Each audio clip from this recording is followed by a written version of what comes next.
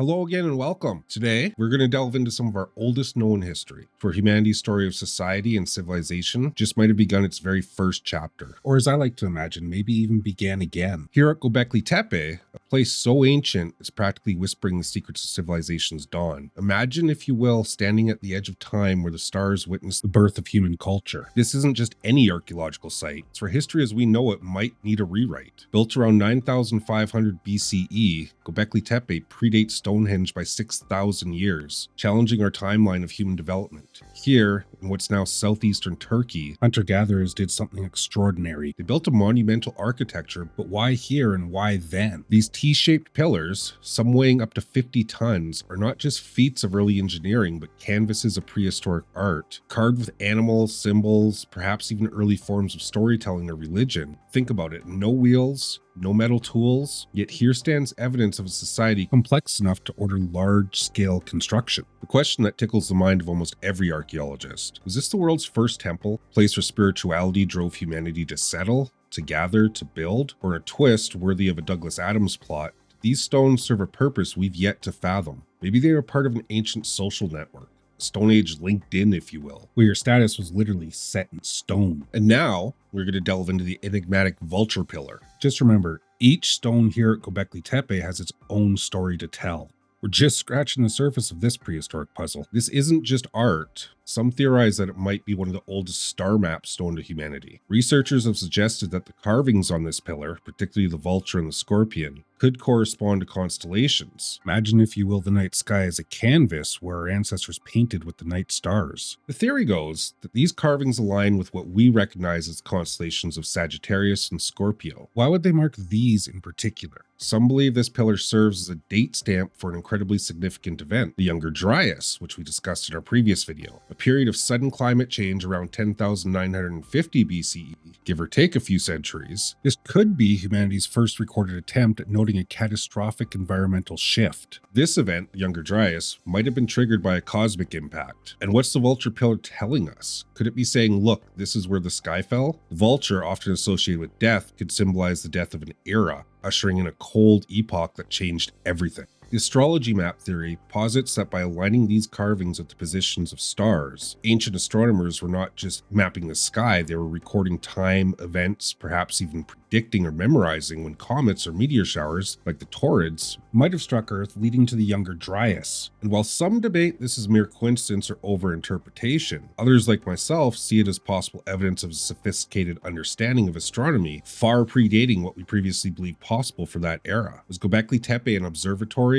a warning, or a memorial? Here, each carved stone might not just be speaking to us, it might be screaming across millennia about a cosmic event that changed the course of human history itself. Vulture pillar might well be our guide to understanding not just our past, but how ancient societies interpreted and recorded celestial phenomena, perhaps urging us to look up and remember we are, and always have been, under the watch of the stars. Now let's talk about some of the other pillars at Gobekli Tepe, as well as their perceived meanings and theories. Here at Gobekli Tepe, every pillar tells a story, not just through the prominent vulture pillar, but through an array of other monoliths, each rich with carvings that might hold keys to understanding our ancestors' worldviews and understanding what indeed the purpose of Gobekli Tepe was. Imagine, if you will, each pillar as a page in an ancient book, where the stories are told not with words but with symbols. Here we have pillars adorned with a menagerie of animals: foxes, snakes, boars, birds, each potentially symbolizing different aspects of life, mythology, or perhaps celestial events. Then there's also the theory of these pillars serving as territorial markers or clan symbols. Each group or family might have had its emblem, not unlike the houses in many fantasy epics, where the wolf, the lion, or the eagle denote lineage and allegiance. Or perhaps in a twist of narrative, these are educational tools. Imagine young hunters being taught the animals to track or avoid, dangers and the bounties of their world, etched in stone for eternity. Here at Gobekli Tepe, every carving could be a lesson, a warning, or a celebration of life cycle. Let's not forget the speculative angle either. Some propose these carvings could relate to shamanistic rituals, where each animal represents a spirit guide or a phase in a shaman's journey between the realms of earth and sky. The pillars then become not just stone, but gateways to understanding the spiritual dimensions of ancient life. As we explore these theories, remember each interpretation adds layers to our understanding, but also reflects our contemporary fascination with connecting the dots of our past. Were these pillars astronomical tools, spiritual totems, or community billboards? Here at Gobekli Tepe, history isn't just told, it's interpreted, debated, and imagined. And as we ponder these possibilities, we're reminded that our quest for understanding our origins is as much about looking forward as it is about looking back. Now let's keep this narrative flowing as we venture next into the realms of Boncuklu Tarla and Karahan Tepe, where the story of civilization's dawn continues to unfold with yet more mysteries carved in stone. These sites, while perhaps less renowned than Gobekli Tepe,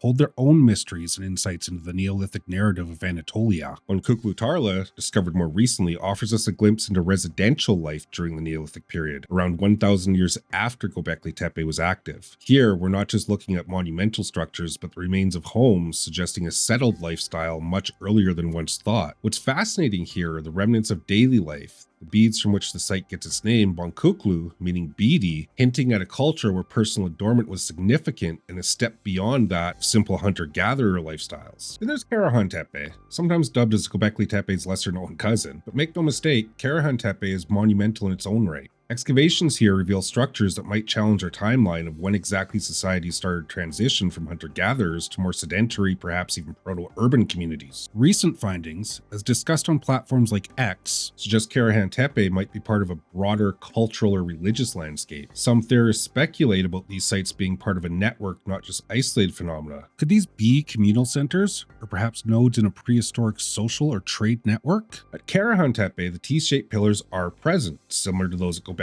Tepe, but there's a twist. The carvings here include more varied animal motifs, perhaps indicating a development in their symbolic language, or even a different emphasis in their spiritual or communal practices. Surely exciting is thinking about these sites not just as places of worship or living, but as centers of learning, innovation, and even as astronomical observatories. The alignment of some structures at Karahan Tepe with celestial events has also led to speculation about their use in potentially tracking time or seasons crucial for agriculture. The narrative from Boncuklu Tarla and Karahan Tepe adds layers to our understanding of the Neolithic transition. Here we're seeing the evolution of human settlement, dawn of agriculture, and perhaps the roots of what we might call civilization. These sites ask us to reconsider what drives humans to settle, to build, and to carve their stories into stone. Before we move on though, I just want to add in my own personal theory as to what these sites may represent and be a part of. The recent findings at Karahan Tepe in particular, such as the AB pit, I personally question if this may be a representation of one of our civilization's first forms of governance, law, or even a potential court system. Another theory that seems to be becoming more and more prominent these days is that of acoustic properties in many of these ancient sites. The AB pit's acoustic properties are comparable to those found in other ancient sound chambers, such as those at Neolithic Malta. The pit's dimensions and shape would have allowed for the amplification and modification of sound waves, creating an immersive experience for those within. It may even have been used for various purposes such as ritual chanting, storytelling, ceremonial events, or meditation and spiritual practices. Further analysis of the AB pit is forthcoming, aiming to uncover its true purpose and significance within the Karahan Tepe complex. The site's excavations, led by Professor Nekmi Kurul, already revealed intriguing discoveries, including the hypogeum-style chambers and pits, and the presence of T-shaped pillars carved out of solid bedrock. Additionally, another theory I personally have thought about is if perhaps there was a revolt in the region at some time between the various tribes, which could explain why the sites were all purposely buried a millennia ago. It always struck me personally as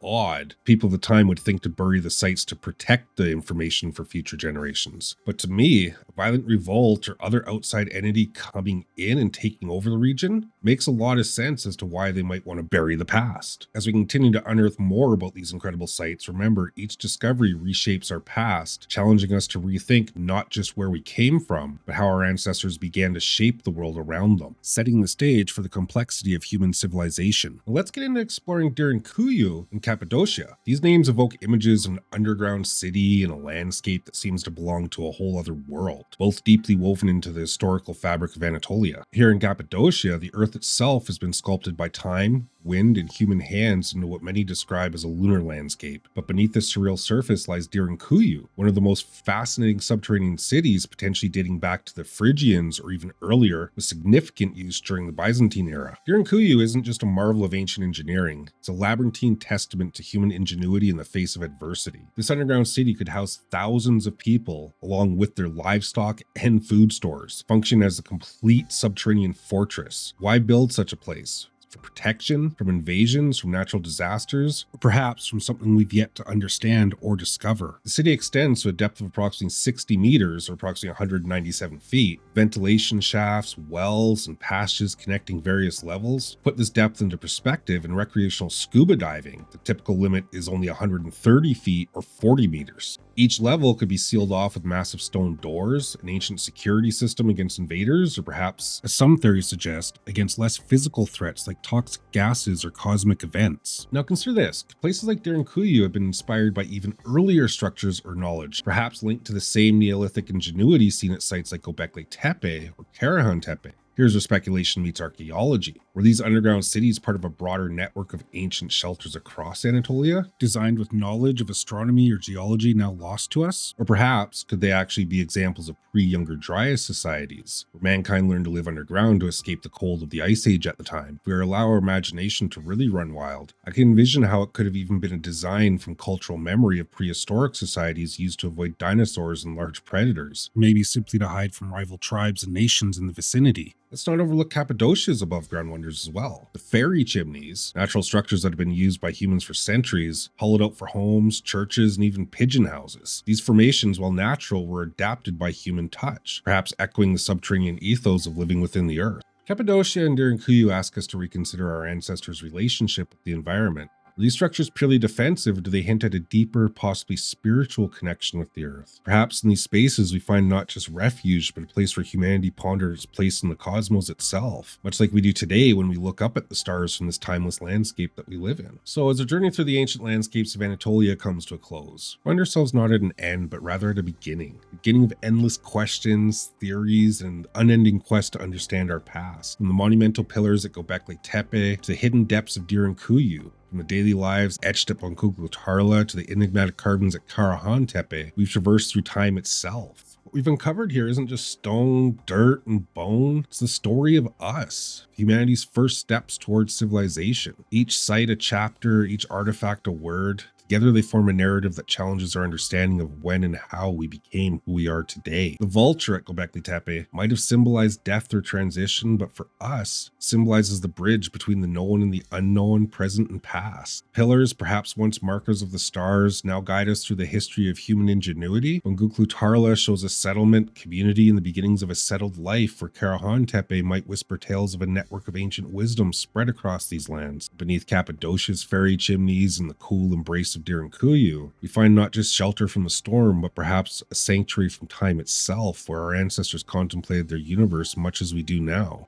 Fortunately, till there are some major changes to ownership and management of historical sites, we may never know the actual true answers. Very recently, UNESCO, along with Turkish Doğuş Group, who are funded by the World Economic Forum along with many other groups, shut down the activities at Gobekli Tepe in order to preserve the site for future generations, which may have better, less destructive technology. I'd generally be okay with this, but only approximately 5% of the area has been explored and excavated. And at the same time, they themselves have done very destructive construction in the area and even planted trees all over areas of the site, which coincidentally enough is a tactic used in ancient times to destroy foundations and ruins of castles and fortifications. Now, this doesn't mean that is the case. There are many arguments both in support of and against decisions and choices like these. But so long as mainstream archaeology acts on a basis of it is not factual without evidence, we can never get to the facts if we continue to block the search for the evidence. So much is dismissed as pseudo or theoretical history, many possibilities discredited that all it really accomplishes is delaying any real possibility of historical fact-checking. And all for the sake of what? Along with that, why is it even just alternative thoughts as to historical events and structure is so frowned upon by many experts today? It's because it could shake up up land ownership and claims made by past empires which are still reflected today? Or is it simply a matter of ego and pride and not wanting to dismiss something an expert claimed to be the case over 100 years ago, forcing many to have to relearn history as they know it to be? It's a large part why I decided to start this series, and why in future episodes we will most definitely be exploring many topics outside of only history. Critical thinking and theory seems to be disappearing even more these days. Humanity needs to be encouraged to dream and think outside the box, no matter how out there it may seem, because without that we get stuck in the same cycle of staleness and will never advance as a species. This journey through time is showing us that history isn't just about finding answers, it's about engaging and questioning that which propels us into the future. Were these places of worship, learning, protection, or all of the above? Beauty lies in the mystery and the stories yet to be told, and in the conversations we're having today about where we've been, where we're going, and why we are here.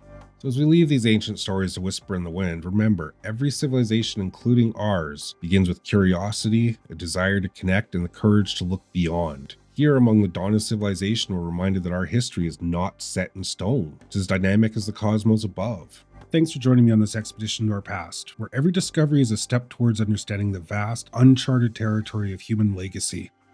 Till our next adventure into the whole ass thing of everything, where we will discuss topics from Sumer to Babylon, cradled civilization itself. Keep questioning, keep exploring, and above all, keep looking up. If you enjoyed this, please remember to like and subscribe. It does a lot to help our little channel here grow. Good night. May your dreams be as vast as the history we've traveled today.